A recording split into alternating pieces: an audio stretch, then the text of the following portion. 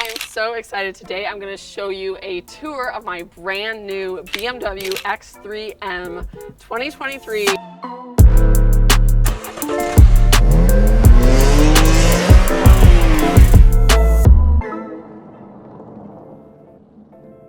I drove a Honda for the past 5 years.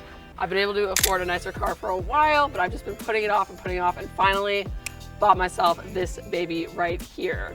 I grew up with my dad. He always had BMWs. I really like them, so I just decided to go for it and get this one here. I am here with Tariq. How you doing today? I'm doing fantastic. How you doing today? I am great because I'm really excited that I finally have a nice car to match my fabulous personality, obviously. So right here you are looking at the beautiful 2023 X3M model. What's so important about these M models that they have a different trim from the basics. So what you can see on the wheels, you can see the M logos. You can also see in the rims, you can see the M logos.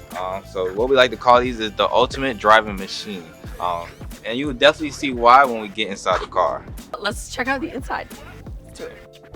You do have our beautiful display screen. What we like to call this is the iDrive 7. BMW wanted to do was to get rid of most of these buttons that you see in the front, put it all on the display.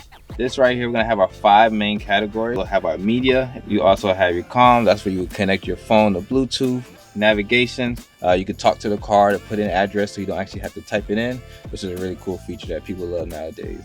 Car is going to be one of the most important apps on this. You're going to have your M menu, which is where you modify your driving experience with the car. M1s and our M2 panels. On the steering wheel, you can actually configure to change certain settings to your lighting. I can change driver assistance. So how did that open up? Because that's what was going to be my question, how to get to the phone. If you get a notification, it'll pop up to the Apple CarPlay. Pop up, yeah. But if you wanted a little shortcut to get directly to Apple CarPlay, if the phone's connected, which you can see right here in communications, you can just click right up here to Apple CarPlay. And then I would say any widgets that you usually would have on your phone or on the car is going to automatically be there. Also Dang, she texting the fuck out of me. I'll wait, let's do this. Let's do this. So click here. Caroline Castile loved your message. See you Saturday. What do you want to say? I'll see you tonight, girl. Your reply says, I'll see you tonight, girl. Send it? Yes. Done. This is perfect for me. If I'm driving around and someone texts me, that pops up. And then if I just click on it, I can click on it 2 ways on the screen, this touch screen, or on here directly. Using this button, it just reads it out loud to me, so I don't have to look at my phone. I don't even have to look here to read the screen. Just reads it out loud, and then I can reply right back. So I really have been enjoying that feature. Even though we like to make our cars fast and efficient, we also like to make them safe. So we do put a lot of safe precautions on there, and that's definitely one of them to prevent texting and driving. You know how some of those cars turn everything off? You're in motion, you can't use anything. I'm like, excuse me. I get it, safety, but I'm not 6. Come on, I can use some. So I was that was a big selling point for me. So I was I need to be able to use stuff while I drive, not pull over to add directions. No, I'm not doing that. Okay, cool, because then I can actually get to my music.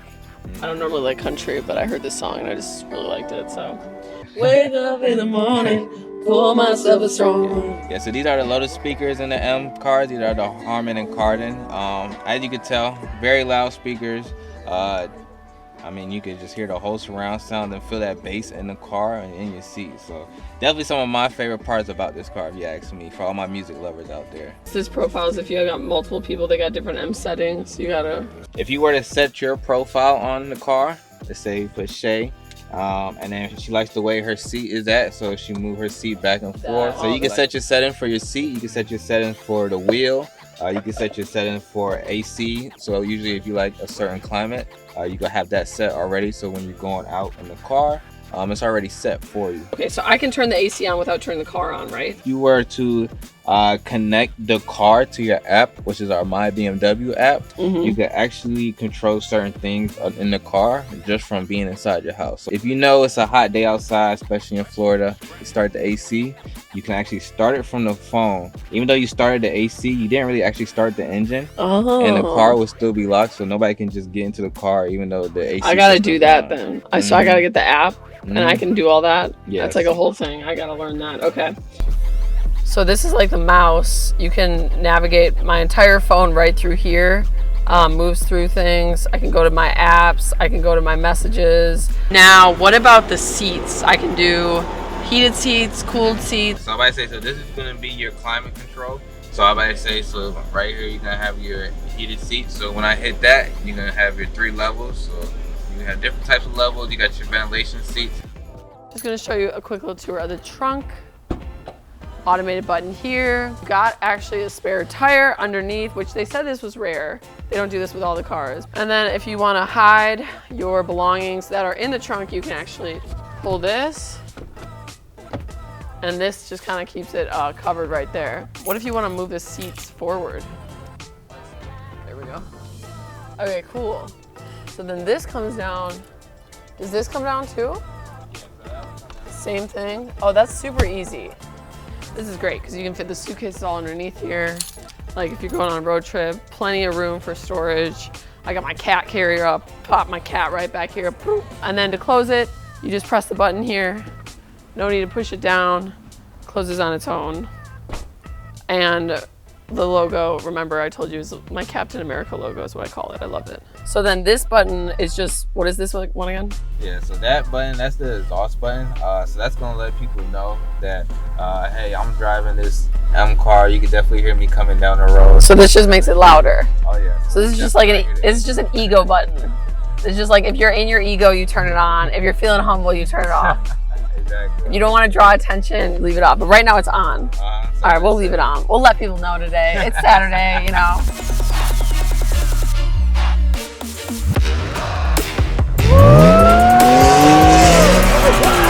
Yeah. Definitely picks up speed very fast. Like I said, acceleration, even with the brakes, is a pretty good brake. The really cool thing about BMW is that they drive really smooth compared to a lot of different other cars. So even other sports cars, they kind of have that very aggressive driving. Even though it can get a little bit aggressive, it still has that smooth stability to it. So if I put it in a Sport Plus mode, it's gonna be like more smooth to accelerate, or? It's gonna give you that full potential of accelerating. So I'm talking about once you put your foot on that gas, it's gonna floor it. Yeah. No, that's what I like. I gotta get out of this neighborhood with these children, so I'm gonna get on the freeway. But yeah, definitely, that's cool. Trivia, what does BMW stand for? Oh no. Damn. I know, right? I feel like What does it stand I feel for? like it's the most basic question. Dang, I know, you right? work for BMW, he doesn't even know. No, we're not gonna hate on him for that. We're gonna edit this out. That's hilarious. Yeah. What does BMW stand I'm for? looking for it. Okay, ready? Beirsk Motoren Work AG. Well, how's anyone supposed to know that? Yeah, What does that what's that? mean? What does it translate to? Like, we're Well, ballin'? Beirsk is probably the city, and then Motoren, it's like moto, which is like car in Latin, right? Work. This is Tariq's car. What kind of car is this? Company's car. Well, thank you so much. Oh, you're very Super welcome. appreciate it. I might have more questions. I'm gonna have to text you. It's like a whole college curriculum, but I'm learning. And thank you. Oh, I was about to say thank you for having me. We're dropping Tariq off at the company car, and we're gonna go do some more driving. Let's go. Oh, okay. Gotta drive safer on here because there's a little cat named Leo. Can't go too fast. So let's just go the freeway.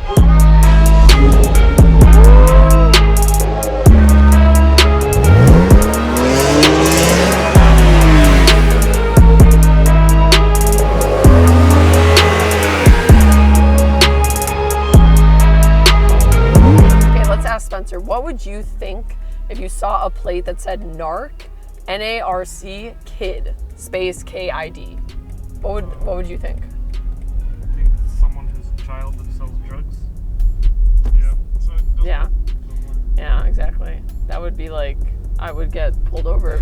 So that's not actually what it means. That's a term that I made up, narc kid. And it means that you are the child of a narcissist. Because narcissist is spelled with a C, but I say it like that. I say narc kid. I say it all the time. All my friends know it's like this thing I made up. I'm like, she's just a narc kid. He's just a narc kid. It doesn't necessarily mean you're a narcissist. It means you were raised by a narcissist. So you'll have like tendencies and patterns. Like maybe you're really codependent. Maybe you're an addict. Maybe you're like super insecure about shit. That's a narc kid. I think I should just do something with like Shay Shine. I could just do shine, but I'd have to spell shine S-H-N. What's your favorite feature? I like that it connects to my phone. That is like so different for me from the Honda. Like, oh my God, it's so much nicer. Like, look at this. So if I go home, and then apps, Apple CarPlay, boom. And now I'm like in my phone.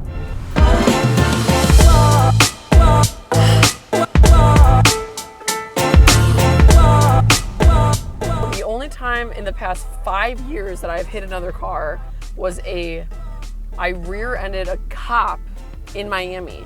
Speaking of cops, when I first moved to Miami in 2019, I was driving home from a LinkedIn local. And it was like stop and go traffic outside of Aventura Mall. You know how that road is like crazy. And then I was just like not paying attention. I was like looking down or something, and it was stop, go, stop, go.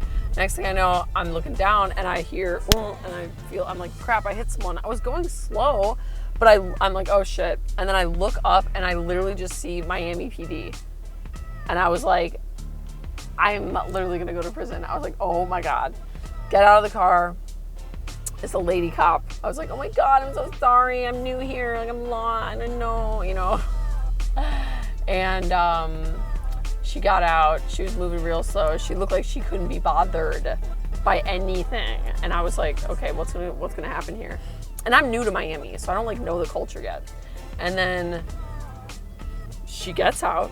She goes to the back of the car. It's like starting to get dark outside. It's a little dark. She got a flashlight. She puts the flashlight on my front bumper. She puts the flashlight on her back bumper. She turns off the flashlight. She looks at me and she goes, I mean, I'm good. Are you good? And I was like, yeah, I'm good. Like, I don't even care if my bumper's falling off. I'm great. Didn't even ask to see my driver's license.